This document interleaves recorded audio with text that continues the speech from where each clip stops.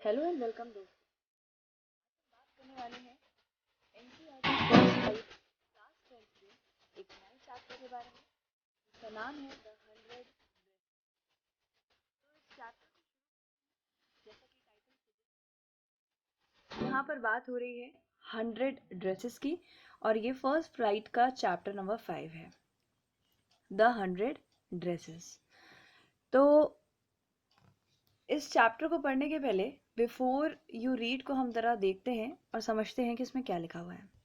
How do we जज people around us? जो लोग हमारे आसपास रहते हैं उनको हम किस तरीके से जज करते हैं, हम जजमेंट पास करते हैं उनके ऊपर अक्सर। तो किस बेसिस पे? Bye their money, wealth and positions.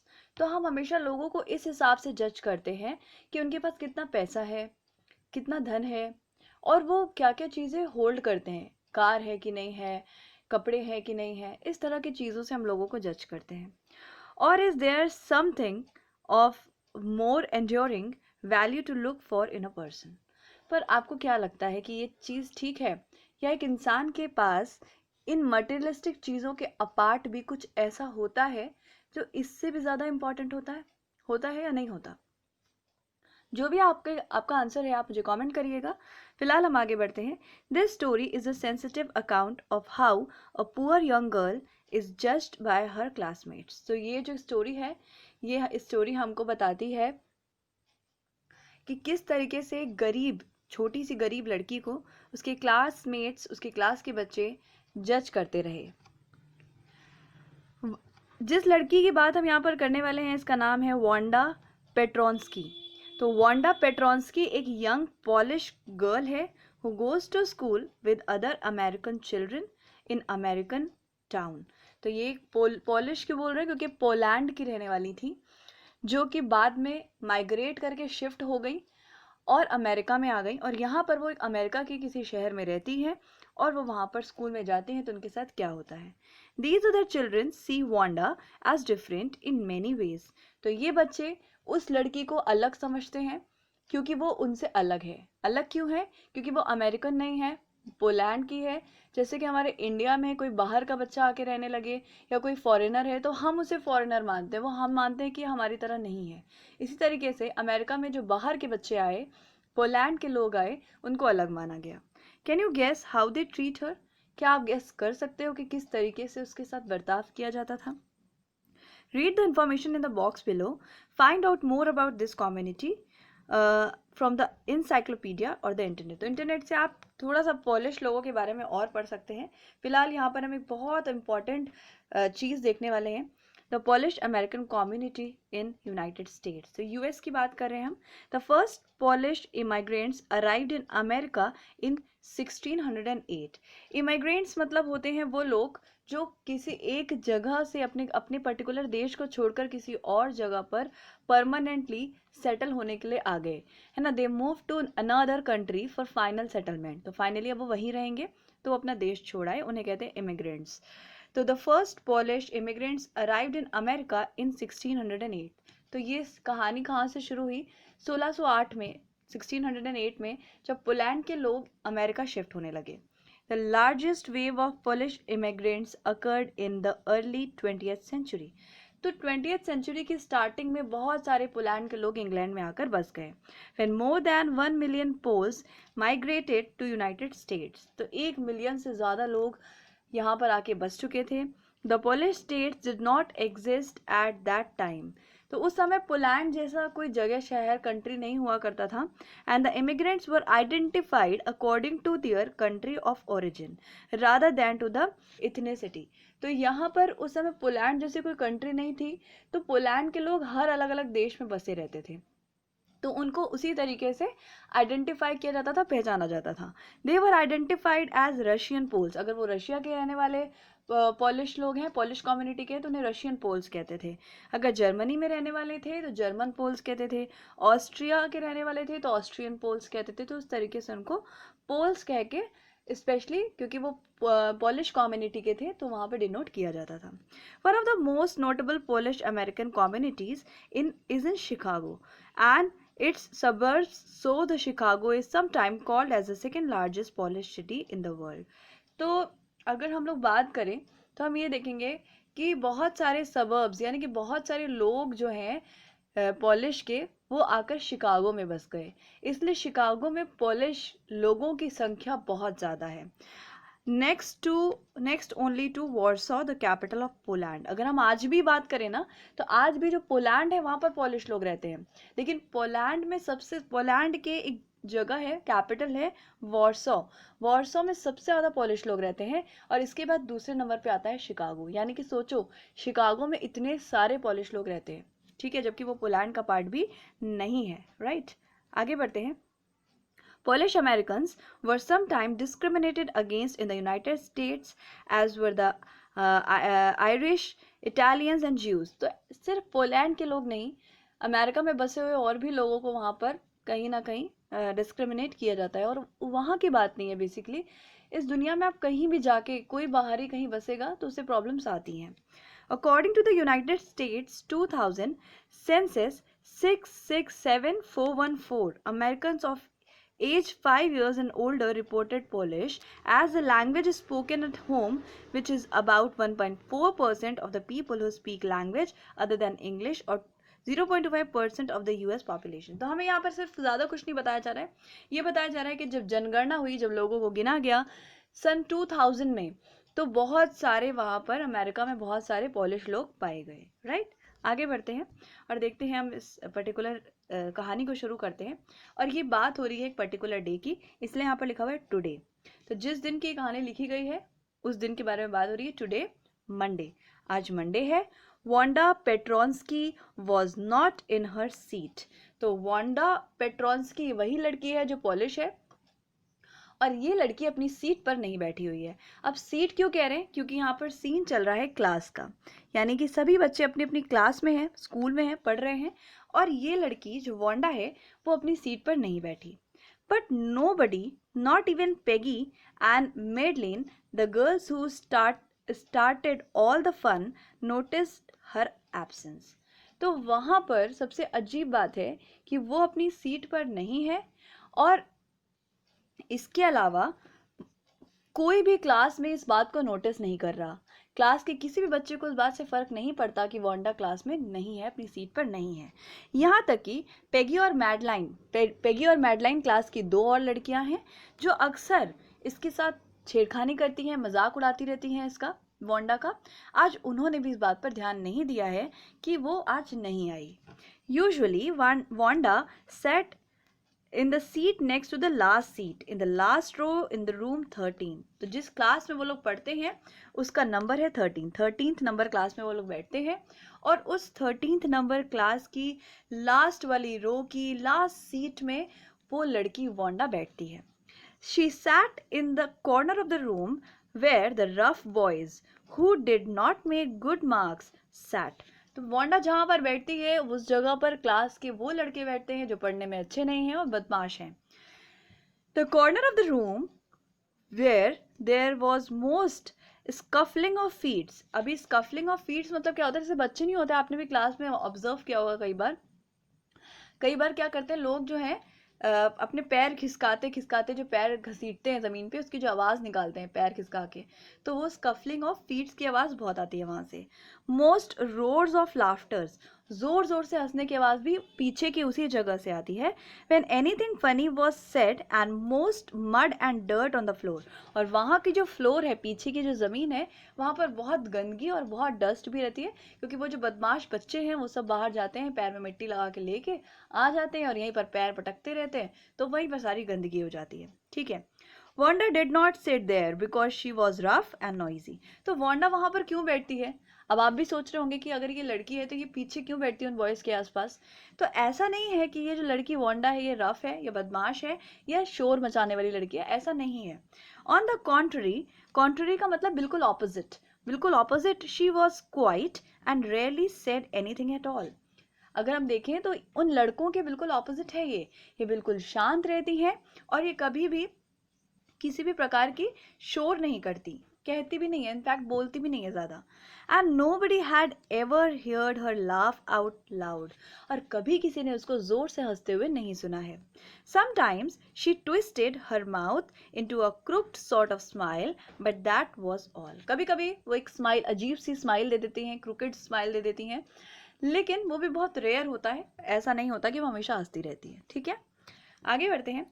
No buddy knew exactly what why Wanda sat in that seat. तो किसी को सच में ये नहीं पता कि वांडा उस सीट पर क्यों बैठती है, unless it was because she came all the way from Boggins Height. तो बॉगिन्स हाइट एक जगह का नाम है जहाँ पे वो रहती है, वहीं से वो आती है. तो बताया जा रहा है कि किसी को नहीं पता वो वहाँ क्यों बैठती है. हो सकता है एक कारण ये हो कि वो वॉगिन हाइट से आती है, और वॉगिन हाइट जो है बहुत अजीब सी जगह है. And her feet were usually caked with dry muds. तो उसका जो पैर है वो पूरा पूरा केक्ड है. केक्ड मतलब कि उसमें मिट्टी लग के पूरा सूख गया है, तो एक मिट्टी की लेयर बन गई है, क्योंकि वो बहुत दूर से चल के आती है वॉगिन हाइट से, तो उसके पैर में बहुत मिट्टी लग जाती है और वो सूख कर केक बन जाता है. But no one really thought much about Wanda Petronski once she said in the corner of the room. जैसे वो क्लास में आके बैठ जाती है, किसी को फर्क नहीं पड़ता कि वो क्या बोल रही हैं, क्या कर रही हैं. Nobody actually cares. The time when they thought about Wanda was outside of the school hours. सिर्फ उस समय लोग वांडा के बारे में सोचते हैं जब वो स्कूल से जा रहे होते हैं, एट द नून टाइम, यानी जब वापस जा रहे होते हैं, when they were coming back to school, और in the morning early before school began, when the group of 2 or 3 और even more would be talking and laughing on their way to the school yard. तो उसकी चिंता किसी को नहीं होती. ये जो वांडा लड़की है, इसके बारे में कभी कोई नहीं सोचता, अनटिल एंड अनलेस वो सुबह का टाइम हो जब लोग स्कूल आते हैं, ये दोपहर का टाइम हो जब स्कूल से घर जाते हैं. तो उस समय लोगों को मजाक करना होता है, फन करना होता है, तो वो लोग 2-4 लोगों का ग्रुप बना लेते हैं और रास्ते में या फिर बाहर के एरिया में खड़े होकर मजाक उड़ाने के लिए ही उसके बारे में सोचते हैं, वरना नहीं सोचते. Then sometimes they waited for Wanda to have fun with her. कभी कभी वो वांडा का इंतजार भी करते हैं कि वो आ जाए तो ये लोग उसका मजाक उड़ा सकें. ठीक है, तो किसी को कोई खास फर्क नहीं पड़ता सिवाय इसके कि वांडा पेट्रोन्स्की का मजाक उड़ाया जाए. The next day Tuesday Wanda was not in the school. देखो, मंडे को वो स्कूल नहीं आई थी, अब ट्यूसडे आ गया और वो ट्यूसडे को भी स्कूल नहीं आई है इधर. And nobody notice her absence again. और अभी आज भी किसी ने इस बात को नोटिस नहीं किया कि वो एब्सेंट है. बट ऑन वेडनेसडे, तो वेडनेसडे की बात करें हम, पेगी एंड मैडी, तो Peggy and Maddie, who sat down front with other children who got good marks and who didn't track in the whole of the lot of mud, did not notice that Wanda wasn't there. तो Wednesday की बात करते हैं हम. तो यहाँ Wednesday को Peggy और मैडी, 2 लड़कियां और हैं जो क्लास में आगे बैठती हैं, अच्छे बच्चों के साथ बैठती हैं, उन बच्चों के साथ बैठती हैं जिनके मार्क्स भी अच्छे आते हैं, और वो बहुत दूर से भी नहीं आती, तो वो पैर में उनकी मिट्टी भी नहीं लगी होती है. Did notice that Wanda wasn't there. आज उनको ख्याल आया कि वांडा एब्सेंट चल रही है. ठीक है, Peggy was the most popular girl in the school. यहाँ पेगी का डिस्क्रिप्शन दिया जा रहा है कि पेगी जो है बहुत पॉपुलर, बहुत फेमस लड़की है स्कूल की. She was pretty, वो प्यारी है. She had many pretty clothes, उसके पास बहुत अच्छे अच्छे कपड़े हैं. And her hairs were curly, और उसके बाल घुंघराले हैं. ये पेगी का डिस्क्रिप्शन है. आपसे पूछा जा सकता है एग्जाम में कि डिस्क्राइब पेगी. तो पेगी का डिस्क्रिप्शन क्या है कि वो सुंदर है, उसके जो पास उसके कपड़े, अच्छे अच्छे कपड़े हैं उसके पास, और उसके बाल भी कर्ली हैं. Maddie was her closest friend. और मैडी कौन है? पेगी की सबसे बेस्ट फ्रेंड है, सबसे करीबी दोस्त है. The reason Peggy and Maddie notice Wanda's absence was because Wanda had made them late to school.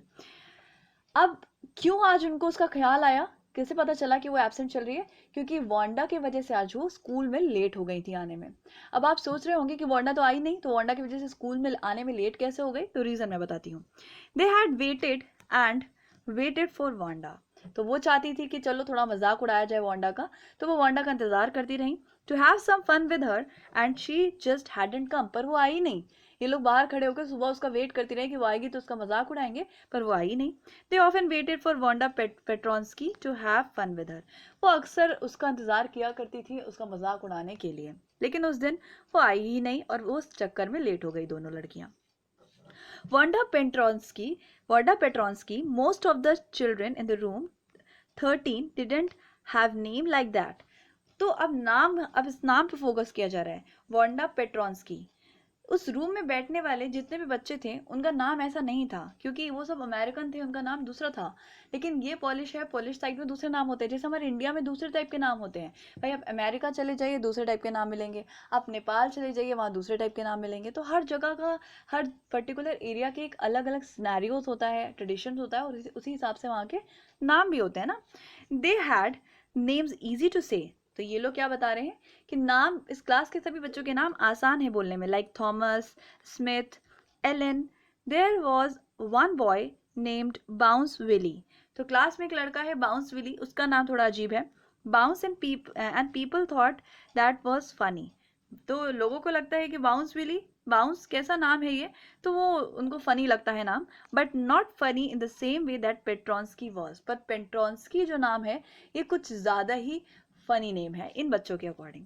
Wanda didn't have any friends. Wanda के पास कोई दोस्त नहीं है। She came to school alone and went home alone. तो वो अकेली आती है स्कूल, और घर भी अकेले चली जाती है।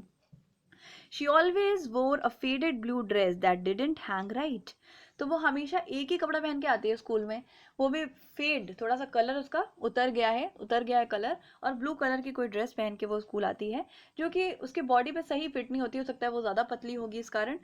It was clean but it looked at as though it had never been iron properly. तो कपड़े उसके गंदे नहीं होते, कपड़े उसके साफ होते हैं, लेकिन ऐसा लगता है कि शायद वो अपने कपड़ों को कभी ढंग से प्रेस नहीं करती। She didn't have any friends. उसके कोई दोस्त नहीं है। But a lot of girls talk to her. पर बहुत सारी लड़कियां उससे बात करती हैं। जब दोस्त नहीं है तो बात क्या करती होंगी, आप खुद ही सोचिए। Sometimes they surrounded her in the school yard as she stood watching the little girls. देखो, कभी कभी कुछ लड़कियां उसको उसको घेर लेती हैं, सराउंड कर लेती हैं। और कब सराउंड कर लेती हैं, जब स्कूल के गार्डन में, यार्ड में, ये लड़की जो वांडा है वो खड़े होकर, she stood watching the little girls play. अब कौन सा लड़कियां गेम खेलती हैं, हॉप स्कॉच। हॉप स्कॉच क्या होता है, कभी कभी ऐसे नहीं लोग गिट्टी वाला खेल खेलते हैं कि ऐसे ऐसे करके बना देते हैं और उसके उछल उछल के कूद कूद के जाते हैं। तो वो जो गर्ल्स वहाँ पर एक खेल खेलती थी हॉप स्कॉच, उसको देखती थी जब वांडा खड़े होके, तो कई लड़कियां उसको घेर लेती थी और चारों तरफ से उससे बातें करने के लिए इकट्ठा हो जाती थी। Wanda, Peggy would say in the most courteous manner as though she was talking to Miss Mason. तो यहाँ पर देखो, ये जो लड़की है ना, यही लड़की पेगी है, यही पेगी है, और ये लड़की है वांडा। तो जब वांडा खड़ी होती थी तो उसको सब घेर लेते थे, और ये जो लड़की पेगी है जो बहुत प्रिटी है और बहुत फेमस है स्कूल में, ये बहुत कोर्टियस वे में, बहुत रिस्पेक्टफुल वे में वांडा को बुलाती है, कहती है वांडा। और इतना रिस्पेक्टफुली शो ऑफ रिस्पेक्ट की, मतलब कि एक तो होती है रियल रिस्पेक्ट और एक होती है आप शो ऑफ करते हो, आप रिस्पेक्ट नहीं करते हो, खाली दिखावा करते हो। तो ये दिखावा करते हुए ये क्या बोलती है कि वांडा को बुलाती है, और इतना ज़्यादा रिस्पेक्टफुली बोलती है जैसे कि वो मिस मैसन से बात कर रही हो। मिस मैसन कौन है, इन लोगों की क्लास टीचर। तो इतनी रिस्पेक्ट से बात करती है ये वांडा से, जैसे कि वो अपनी क्लास टीचर से बात कर रही हो। रियल में वो उसकी रिस्पेक्ट नहीं करती, असल में वो उसका मजाक उड़ाना चाहती है। Wanda, she said, giving one of her friends a nudge. Nudge मतलब होता है एक तरीके से कोहनी मारना। तो कोहनी मार के बुलाते हैं ना आप अपने दोस्त को कि जरा हल्का सा पुश करना, हल्का सा धक्का देना कि भाई देखो। तो वो अपनी एक फ्रेंड को नच करती है और दिखाती है। असल में वो उसको टीज करने के लिए आई है। How many dresses did you say you had hanging up in your closet. तो पूछती है, ये जो लड़की है पैगी, वो पूछती है वांडा से कि तुमने बताया था ना कि तुम्हारे पास बहुत सारी ड्रेस है, कितनी ड्रेस है जो तुम्हारे क्लोसेट यानी कि तुम्हारे कबर्ड में टंगी हुई हैं। 100, वांडा वुड से। तो वांडा आंसर क्या करती है कि मेरे पास 100 ड्रेसेस हैं, यानी कि इसके पास कितनी ड्रेस हैं, 100। 100, exclaimed all the little girls incredulously, and the little one who stopped playing। देखो, अब क्या होता है कि जब वो बोलती है 100, तो वहां पर जितनी भी लड़कियां खड़ी हुई हैं, इनक्यूरियसली मतलब होता है कि विश्वास नहीं हो रहा है। अगर तुम्हारे पास इतनी ड्रेस होती ना तो तुम रोज नए कपड़े पहन के आती। इनक्यूरियसली मतलब कि विश्वास ना कर पाना, है ना। हार्ड टू बिलीव कह सकते हो आप उसको, हार्ड टू बिलीव, कि आप किसी पे बिलीव ही नहीं कर पा रहे हो कि इसके पास 100 ड्रेसेस हो सकती हैं। अगर होती तो तुम कभी तो चेंज करके आती, तुम हमेशा एक ही ड्रेस पहन के आती हो। और बोलते बोलते वो इतनी तेज से 100 बोलती हैं कि आसपास में हॉप स्कॉच खेलती हुई जो छोटी छोटी लड़कियां हैं वो भी रुक जाती हैं और सुनने लगती हैं कि 100, क्या क्या 100। यह ये 100 all lined up, said Wanda, then her thin lips drew together in silence.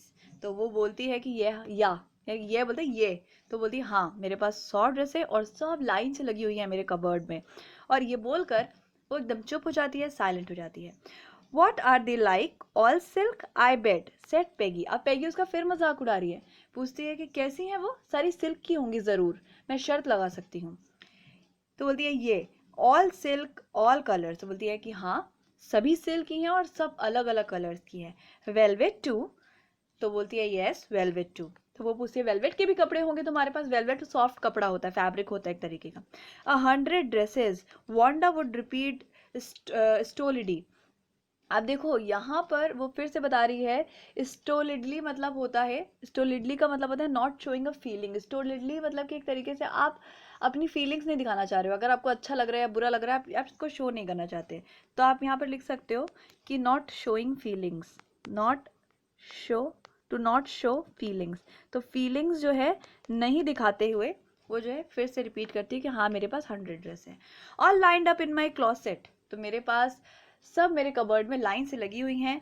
Then they tried let her go, उसके दे वुड लेट हर गो, इसके बाद वो लड़कियां इस वांडा को जाने देती हैं. And then before she would gone very far, before she would gone very far, they couldn't help bursting into shrieks and pearls of laughter. अभी वांडा ज़्यादा आगे तक नहीं गई थी, पीछे ये लड़कियां जोर जोर से हंसने लगती हैं और उसका मजाक उड़ाने लगती हैं कि बताओ इनके पास 100 ड्रेस है और पहन के एक ही आती है ना. इस तरीके से उसका मजाक उड़ा रही है. तो इस तरह से मजाक हमें नहीं उड़ाना चाहिए. अगर आप अपने क्लास में ऐसा करते हो तो this is very bad, so try to avoid it. क्योंकि जो इंसान इसको फेस करता है वो कौन से कंडीशन और कौन से स्टेट ऑफ माइंड से होता है, गुजरता है, इसका आपको ज़रा भी आइडिया नहीं होता है ना. तो अगर आपने कभी किसी के साथ ऐसा किया है तो उसको सॉरी बोल दीजिएगा और दोबारा कभी मत करिएगा. 100 dresses. Obviously, the only dress Wanda had was a blue one she wore every day. So why did she say she had 100? What a story. अब देखो लोग हैरान हैं कि सबको पता है कि वांडा के पास एक ही ड्रेस है, वो ब्लू वाली जो वो पहन के आती है. तो जब उसके पास एक ही है तो वो इतना ज़्यादा शो ऑफ क्यों करती है, क्यों कहानी बनाती है. How many shoes did you say you had. अब उससे कोई पूछता है कि तुम्हारे पास कितने शूज़ हैं, 60 पेयर्स, तो वो क्या आंसर करती है कि मेरे पास 60 पेयर हैं शूज़ के. All lined up in my closet, तो सब मेरे कबर्ड में लाइन से लगे हुए हैं, अच्छे से सेटल्ड हैं, 60 शूज़ हैं और 100 ड्रेसेस हैं. क्राई, देखो अब यहाँ पर एक चीज़ ये समझ में आ रही है कि यहाँ पर जो है ये लड़की शायद झूठ बोलती है शायद सच बोलती है, पर वो जो भी बोलती है क्लास के बच्चे उसका इस बात पे मजाक उड़ाते रहते हैं. Right. Cries of exaggerated politeness greeted this all alike. तो यहाँ पर इस तरीके से लोग उसका मजाक भी उड़ा रहे हैं और उसका फन बना रहे हैं कि भाई क्या मतलब है, क्यों story banana. Oh know every pair is different. अब देखो किसी ने उससे पूछा, किसी ने ऐसे चिल्ला के पूछा कि क्या तुम्हारे पास, बड़ी पोलाइटली पूछा कि क्या तुम्हारे पास जितने भी शूज हैं सब एक ही जैसे हैं. Oh know every pair is different all colour all lined up. तो वो बोलती है नहीं नहीं मेरे पास अलग अलग कलर के शूज हैं और सब अलग अलग कलर्स के हैं और अच्छे से लाइंड अप, अच्छे से लाइन में लगे हुए हैं. Peggy who had thought up this game and Maddie her inseparable friend were always the last to leave. अच्छा, ये इसको टीज करने में, इसको परेशान करने में वहाँ दो लड़कियां होती थी जो सबसे ज़्यादा आगे रहती थी. एक तो थी हमारी पेगी जो बहुत पॉपुलर थी, और उसकी इनसेपरेबल फ्रेंड जो से मतलब कहते हैं ना कुछ दोस्तें होती हैं एकदम इतनी अच्छी पक्की फ्रेंड होती हैं कि उनको आप अलग नहीं कर सकते, तो you can not separate them. तो इनसेपरेबल दोस्त थी दोनों, मैडी और पेगी, और वो दोनों आखिरी तक रुकी रहती थी उसको परेशान करने के लिए.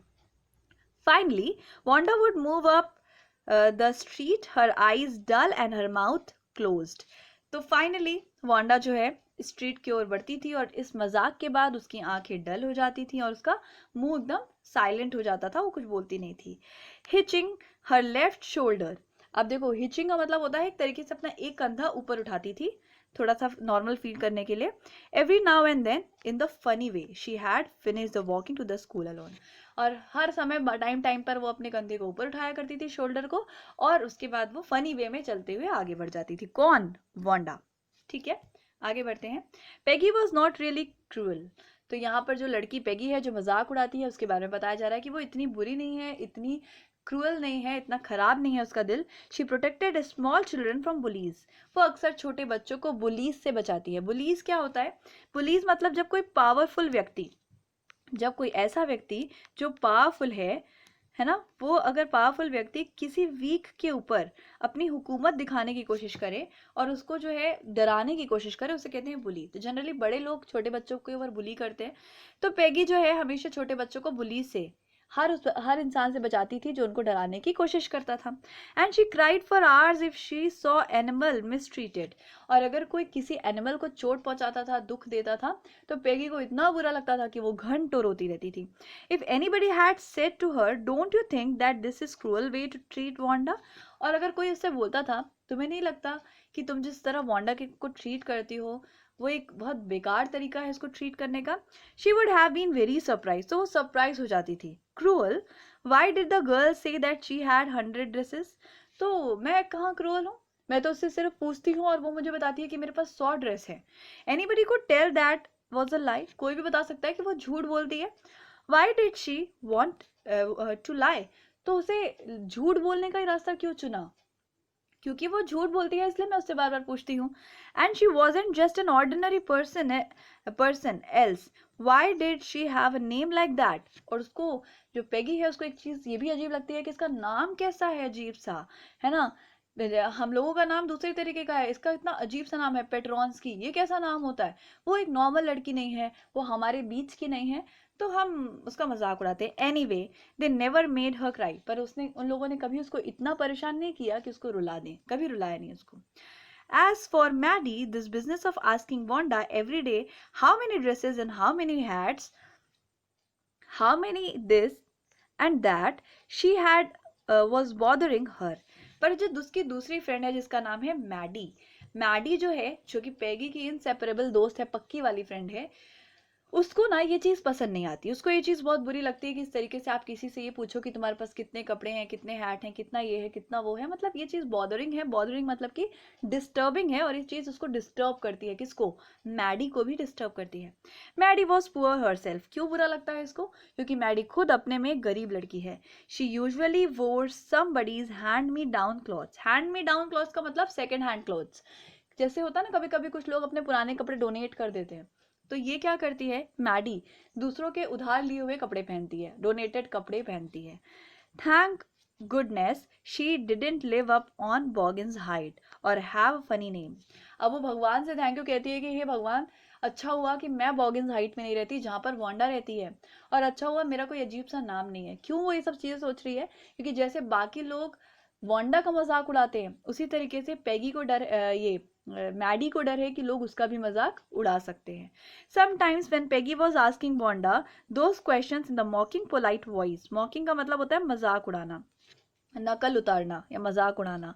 तो जिस तरह से मजाक उड़ाकर, नकल उतारकर पोलाइट वॉइस में पेगी वांडा से वो सवाल करती है ना, Maddie felt embarrassed and studied the marbles in the palms of her hand, rolling them around and saying nothing herself.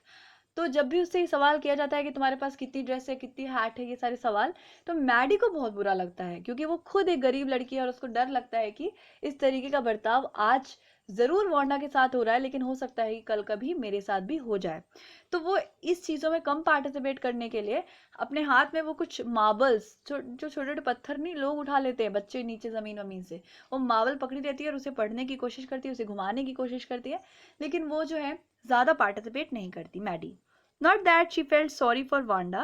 Exactly, she would never have paid any attention to Wanda.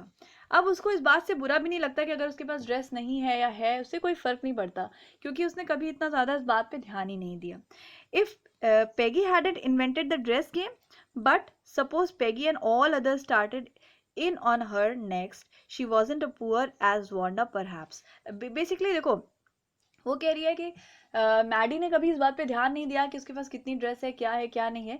ये dress वाला game Peggy ने ही शुरू किया था। अगर Peggy ने game ना शुरू किया होता तो कभी कभी भी मैडी को इतना फर्क ना पड़ता। और दूसरी चीज़, अब उसको डर है कि ऐसा ना हो कि वो अगली हो, ऐसा ना हो, अगली मतलब कि नेक्स्ट वन, ऐसा ना हो कि इसके बाद सब उसका मजाक उड़ाने लगे। और क्योंकि वो भी पुअर है, परहैप्स इतनी ज़्यादा पुअर भी नहीं है, बट है तो। Today, even though they had been late to school, Maddie was glad that she had not had to make fun of Wanda. आज वो स्कूल आने में ज़रूर लेट हो गई थी दोनों लड़कियां, लेकिन मैडी खुश थी क्योंकि उसे आज वांडा को चिढ़ाना नहीं पड़ा और वो इस चीज़ से, इस बेकार काम से बच गई। She worked at her arithmetic problems absent mindedly. वो अपने मैथ्स के सवाल लगाती रही, लेकिन उसका दिमाग सवालों में नहीं है, एब्सेंट माइंडेड है, वो कुछ परेशान है, कहीं खोई हुई है। 8 times 8, let's see. She wished she had the nerve to write Peggy a note. Nerve का मतलब क्या होता है? करेज, हिम्मत। यहाँ पर नर्व का मतलब क्या है? करेज। मतलब कहते हैं ना कि मैडी सोचती है कि काश उसके पास वो उतनी हिम्मत होती कि वो पेगी को एक नोट लिख पाती, एक लेटर लिख पाती, because she knew that she never would have the courage to speak right out to Peggy to say, hey Peg, let's stop asking Wanda how many dresses she has. वो ये कहना चाहती है पेगी से कि हे peg, dear friend, क्या हम Wanda को उसकी ड्रेसेस को लेकर परेशान करना बंद कर दें, लेकिन उसके पास इतनी हिम्मत नहीं है। तो वे सोच रही है कि काश अगर मैं बोल के नहीं बता पा रही तो काश मेरे अंदर इतनी हिम्मत आ जाए कि मैं एक लेटर ही लिख के दे दूं। तो वो सोच रहे किसी तरह से पेगी को ये बात बताई जाए कि वांडा को परेशान नहीं करना है। When she finished her arithmetic, she did a starter note to Peggy. तो उसने एक नोट लिखना स्टार्ट कर दिया पेगी के नाम पे। Suddenly she paused and shuddered. तो देखो, shuddered का मतलब होता है एक तरीके से बहुत ज़्यादा डर जाना या घबरा जाना। तो वो लिखना तो शुरू करती है, लेकिन एकदम से वो घबरा जाती है, पॉज लेती है। She pictured herself in the schoolyard, a new target for Peggy and girls. अब उसके दिमाग में अचानक से एक इमेज क्रिएट होती है कि वो स्कूल के गार्डन में खड़ी हुई है और सभी लोग, जितने स्कूल की जो गर्ल्स हैं, सब उसका मजाक उड़ा रहे हैं। Peggy might ask her where she got the dress that she had on. हो सकता है पेगी उससे ये पूछ रही हो कि तुम्हें ये ड्रेस कहाँ से खरीदी जो तुमने पहनी है। And Maddie would have to say it was one of the Peggy's old one. और मैडी को कहना पड़े कि तुम्हारी ही पुरानी ड्रेस है। The Maddie's mother had tried to disguise with new trimmings so no one in the room 13 would recognize it. तो उसको बताना पड़ा, मतलब ऐसा ना हो कि लोग उससे सवाल करने लगे, पेगी उससे सवाल करने लगे, और यहाँ पर जो लड़की है मैडी, उसको ये बताना पड़े कि तुम्हारी ही पुरानी ड्रेस है जिसको मेरी मम्मी ने थोड़ा सा ट्रिम करके उसमें रिबन्स लगा के इसे चेंज करने की कोशिश की है, जिससे क्लास के किसी भी बच्चे को ये पता ना चले कि ये ड्रेस तुम्हारी थी और मैंने इसको पहना है। If only Peggy would decide of her own accord to stop having fun with Wanda. वो सोचती है काश ऐसा हो जाता कि पेगी ही ये बात डिसाइड कर लेती कि अब वांडा का मजाक नहीं उड़ाएंगे। Oh well, Maddie ran her hand through her short blonde hairs as though to push the uncomfortable thoughts away. Blonde का मतलब होता है गोल्डन, ब्लॉन्ड का मतलब क्या होता है? गोल्डन। तो ये जो लड़की है, छोटी सी लड़की जिसका नाम है मैडी, इसके गोल्डन कलर के छोटे छोटे बाल हैं, तो वो अपने बालों पे हाथ फेरती है और कोशिश करती है कि जो अजीब से ख्याल उसके दिमाग में आ रहे हैं वो चले जाएं, वो ना आए। What difference did it make? Slowly Maddie tore into bits the note she had started. She was Peggy's best friend, and Peggy was the best liked girl in the whole room. Peggy could not possibly do anything that was really wrong, she thought. अब उसने जो letter लिखना start किया था उसे उठा के फाड़ के फेंक दिया, और उसने अपने आप को कन्विंस करने की कोशिश की कि ये जो लड़की मैडी है ये पेगी की बेस्ट फ्रेंड है, और पेगी सब लोग पसंद करते हैं क्लास में, वो बहुत अच्छी लड़की है और वो कभी भी कोई गलत काम नहीं करेगी। और ये सब सोच के वो खुद को एक तसल्ली दे रही है कि नहीं नहीं नहीं, मेरे साथ तो ऐसा नहीं होगा जो वांडा के साथ होता है। आगे बढ़ते हैं।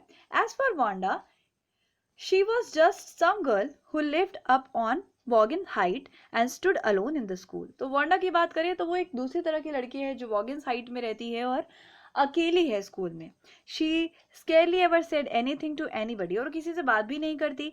The only time she talked was in the school yard about her 100 dresses. कभी कभी वो बोलती है, और वो भी सिर्फ अपनी 100 ड्रेसेस के बारे में, जो उसके पास 100 ड्रेस है उसके बारे में बोलती है और कुछ नहीं बोलती।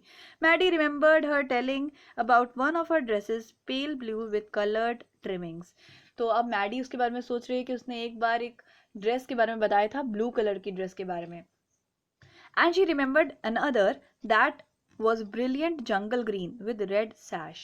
और उसको एक दूसरा ड्रेस भी याद आ रही है जो उसको वांडा ने बताई थी ग्रीन कलर की थी जिसमें रेड कलर की कुछ डिजाइन्स थे।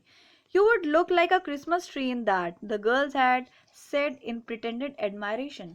तो लोग जो है उसका मजाक उड़ाने के लिए, प्रिटेंड मतलब झूठा, झूठी तारीफ करने के लिए, झूठा एडमायर करने के लिए कहते हैं कि वो ड्रेस पहन के तो तुम बिल्कुल क्रिसमस ट्री लगती होगी। मतलब असल में वो उसको अप्रिशिएट नहीं करना चाहते, उसका मजाक उड़ाना चाहती हैं, लेकिन अब क्या करें, इसी तरह से मजाक उड़ा रही हैं। Thinking about Wanda and her 100 dresses all lined up in the closet, Maddie began to wonder who was going to win the drawing and coloring contest. अभी सब सोचते सोचते अचानक से जो मैडी है उसके दिमाग में थॉट्स चेंज हो जाते हैं और वो सोचने लगती है कि स्कूल में एक ड्राइंग और कलरिंग कंपटीशन हुआ था, उसमें कौन फर्स्ट आएगा। For girls this contest consist of designing dresses, for boys of designing motor boards. तो गर्ल्स के लिए था कि वो उन्हें अच्छी अच्छी ड्रेस डिजाइन करके लानी थी और बॉयज़ के लिए था कि उन्हें मोटर बोट डिजाइन करनी थी। प्रोबेबली मतलब शायद Peggy would win the girls medal. तो उसको लगता है कि पेगी ही इस कॉन्टेस्ट को जीतेगी।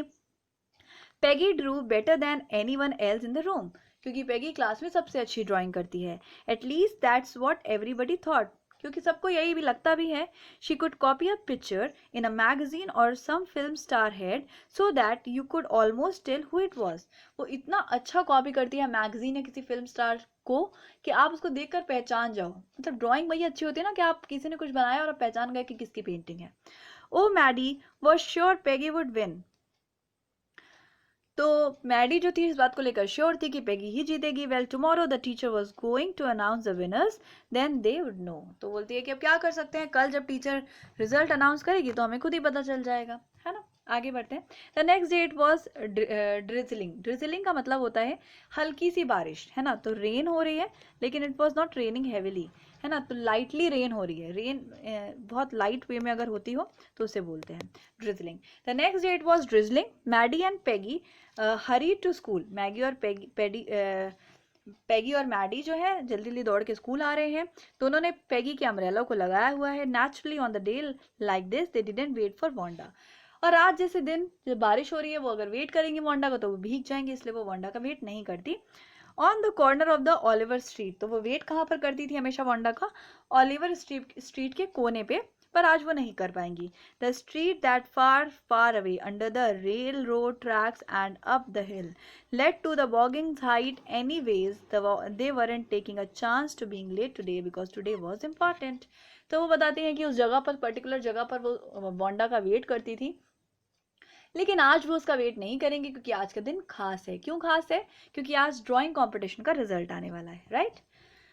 Do you think Miss Mason will announce the winner today? Ask Peggy. अब बातें कर रही हैं दोनों, तो पेगी मैडी से पूछती है कि मैडी तुम्हें क्या लगता है आज मैम जो है रिजल्ट डिक्लेयर करेंगी? Oh I hope so. हाँ मुझे लगता है। The minute we get in said Maddie of course you will win Peg. तो वो कहती है कि जैसे ही हम अंदर जाएंगे वैसे ही रिजल्ट आएगा और तुम ही जीतोगी। Hope so said Peggy eagerly. अब पेगी को भी बड़ी एक्साइटमेंट है, कहती है काश मैं ही जीतूं। Hope so. The minute they entered the classroom they stopped short and gasped. तो जैसे ही वो क्लास के अंदर घुसती हैं वो एक मिनट के लिए रुक जाती हैं और गैस्प्ड का मतलब होता है हैरान हो जाती हैं वो, है ना। वो बड़ी हैरान हो जाती हैं वहाँ, क्योंकि वहाँ कुछ चीज़ अजीब है आज। क्या? There were drawings all over the room on every ledge and window sills, dazzling colors and brilliant lavish designs, all drawn on the great sheet of wrapping paper. Paper पे बनी हुई बहुत अच्छी अच्छी सी प्यारी प्यारी सी डिजाइन्स वहां पर लगी हुई हैं। There must have been hundreds of them, और लगभग 100 हैं वो। All lined up, सबको लाइन से लगाया गया है। These must be the drawing of a contest. They were. Everybody stopped and whistled or murmured admiringly. तो सभी लोग इस बारे में बातें कर रहे हैं कि ये जरूर क्या होगा, कुछ कंपटीशन की ही डिजाइन्स होंगी, ठीक है। As soon as class had assembled, Miss Mason announced the winners. तो जैसे ही क्लास सब इकट्ठा हो गई, मिस मैसन ने रिजल्ट अनाउंस किए। Jack Beggles had won for the boys, she said, and his design for an outboard motor was on exhibition in the room 12 along with the sketches by all other boys. तो जो लड़कों में first आया है उसका नाम है Jack Beagles, जिसने बहुत अच्छी मोटर बोट लगाई है और उसको भी सजाया गया है कौन से रूम में? रूम नंबर 12 में। As for the girls, she said, although just 1 or 2 sketches were submitted by most, one girl and the room 13 should be proud of her. This one girl actually drew 100 designs. तो अब मैसन ma'am बताती क्या है कि सभी लड़कियों से कहा गया था डिज़ाइन सबमिट करने के लिए, सबने किसी ने 1 किसी ने 2 सबमिट की, लेकिन स्पेशली क्लास 13 की गर्ल्स को बहुत प्राउड फील करना चाहिए, गर्व करना चाहिए, क्योंकि हमारी क्लास की एक लड़की ने 100 डिज़ाइन सबमिट करी है, all different and all beautiful, जो कि सब अलग अलग हैं और बहुत सुंदर हैं. In the opinion of the जजेस, any one of the drawing is worthy of winning the prize. और जजेस का कहना है कि सारी की सारी पेंटिंग्स को फर्स्ट प्राइज मिलना चाहिए. I am very happy to say that Wanda Petronski is a winner of the girls medal. और टीचर बहुत प्राउड होके कहती हैं, प्राउडफुली कहती हैं कि मुझे बहुत गर्व है ये बताते हुए कि हमारी क्लास की वांडा पेट्रोंस्की जो है फर्स्ट प्राइज जीती हैं. ठीक है, तो ये है हमारी वांडा जो कि पेंटिंग बनाती थी 100 ड्रेसेस की. राइट, तो देखो ये सारी ड्रेसेस है, उसने बहुत अच्छी अच्छी ड्रेसेस बनाई हुई है यहाँ पे. ठीक है. Unfortunately Wanda has been absent from the school for some days and is not here to receive the applause that is due to her. तो मैम कहती हैं कि बहुत अजीब और बुरी बात है कि वांडा कुछ दिनों से एब्सेंट चल रही है, और आज वो इतने बड़े दिन पर जब वो फर्स्ट आई है तो वो इसकी तारीफ लेने के लिए, तालियां लेने के लिए मौजूद नहीं है. Let us hope she will be back tomorrow. हम उम्मीद कर सकते हैं कि कल वो आ जाएगी. Now class, you may file around the room quietly and look at her exquisite drawings. मतलब उसकी जो एक लाजवाब किस्म की जो ड्राइंग्स हैं उनको देखने के लिए लोगों को इनवाइट किया गया है. एग्जीक्यूसाइट मतलब होता है एक बहुत अच्छे किस्म की drawings. The children burst into applause यानी कि तालियां एकदम गड़गड़ाने लगी. And even the boys were glad to have a chance to stamp on the floor. और लड़के भी खुश हो गए, वो भी अपना पैर पटक रहे हैं ज़मीन पे. Put their fingers in their mouth and whistle. और सीटी वीटी भी, कुछ पीछे वाले बदमाश बच्चे वो सीटी भी बजा रहे हैं पीछे बैठे. Though they were not interested in dresses. उनको ड्रेस में इंटरेस्ट नहीं था, गर्ल्स की ड्रेस में उनको क्या इंटरेस्ट, लेकिन फिर भी उनको मज़ा आ रहा है. क्यों? क्योंकि एक लड़की ने इतना अच्छा परफॉर्म किया है, तो उसको अप्रिशिएट करने के लिए वो लोग ऐसा कर रहे हैं. Look Peg, whispered Maddie. Maddie ने कहा देखो Peg, there that a blue one she told us about, isn't it beautiful. वो देखो पैग, वहाँ पर वो ब्लू ड्रेस है जिसके बारे में उसने हमें बताया था. Yes said Peggy, and here that green one. और पैगी ने कहा और ये देखो ग्रीन वाली, जिसको लेकर उन्होंने मजाक नहीं किया था कि तुम क्रिसमस ट्री लगती होगी, यहाँ पर वो ग्रीन वाली है. The boy and I thought I could draw. तो देखो अब यहाँ पे हमें एक चीज़ समझ में आती है कि पैगी और मैडी दोनों इनोसेंट हैं, है ना, बुरी लड़कियां नहीं हैं. वो मजाक उड़ाती थी, लेकिन आज जब उसके लिए इतना बड़ा दिन है वांडा के लिए, तो वो उस चीज़ को लेकर खुश हो रही है. ठीक है, उस चीज़ को लेकर दुखी नहीं हो रही है. तो यहाँ पर हमारी स्टोरी का एंड होता है. आई होप मैंने आपको सक्सेसफुली बहुत अच्छे से समझा दिया है. इसके बाद अगर लेसन के बीच में से कुछ भी पूछा जाता है तो it will be very easy for you to answer. तो ऐसे ही बहुत सारे वीडियोस के लिए कनेक्टेड रहिए. God bless you and do subscribe to the channel and press the bell icon for updates. Thank you so much. Stay blessed.